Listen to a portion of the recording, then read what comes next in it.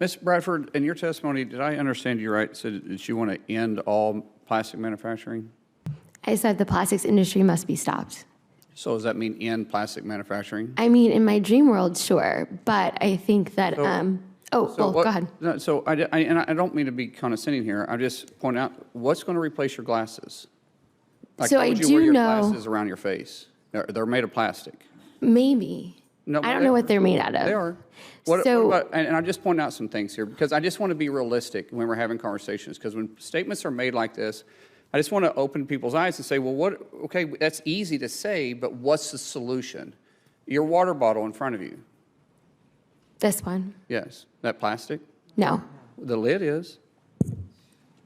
That's plastic. Right. So Right. I would say to your cell phone- question that I would first be concerned about single-use plastics, and then we can talk about alternatives to this. Your cell phone there. Is it plastic? The cases, but it's glass because I broke Oh, the components this inside of it's screen not yesterday. plastic? The components made out of it's not plastic? Yeah, they are. The water that you filled that water bottle up with, A water filling station. all right, and it was delivered by a drink station that was plastic? I didn't check. The edges are. The piping coming to it. Now, you have a couple of choices with the piping. We could go back to using wood, but then you have to line it in chemical. Or we could go back and use lead, because we used to have water piping that was lead. That was harmful to us. We go back to galvanized, but galvanized rust and had discoloration. We go back to copper, but copper has to be mined, and everybody wants to stop mining in the U.S. So you use plastic to deliver piping that you fill that water bottle up with today. I point this out because the clothes you have on, I guarantee you have plastic in it. The shoes you have on your feet, the soles of those shoes are plastic. So we talk about any plastic manufacturing, and everybody in here cheers when you say that, but everybody here is depending on plastic as you set. So if you want to end it, then quit using it. It's kind of like, I don't shop at certain places right now because I don't agree with some of their policies. I choose not to do that. You can choose to not use plastic.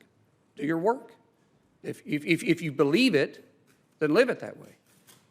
And if not, then tell me what the solution is. Mr. Sunday, can you manufacture a car today without plastic? Because we talked about manufacturing, the chairman brought up manufacturing cars as it is safe, but the components that go into the cars today, can you do that without plastic? No, Senator, and increasingly so with the new mileage mandates. You increasingly need to use automotive components that are plastics derived. So we wouldn't have manufacturing, today's modern manufacturing, if we didn't have plastics, correct? Correct. Ms. Jackson, do you agree with that statement? Yes. So what's the alternative for manufacturing? Because the Democrats talk about middle-class wages. Middle-class wages typically come directly from manufacturing. What is it that we're manufacturing that doesn't have plastic in it today? Nothing. And you know what? It would increase the cost of everything if we turn to an alternative, and it would disproportionately impact low-income people who have lower incomes. It would be another regressive tax on the poor. So according to your testimony, Ms. Jackson, it sounds like you're saying that the environmental justice agenda does more harm than good for low-income families. Is that correct? Yes. And, you know, I have the unique opportunity to see both sides when the industry comes in the area and when it doesn't. As an auditor, I worked on Nissan North America. Nissan North America moved to Smyrna, Tennessee, where it built the largest automotive manufacturing plants. And the transformation was astonishing. I mean, it went from a community that was poor to a community that U.S. World News voted one of the top 10 places to retire.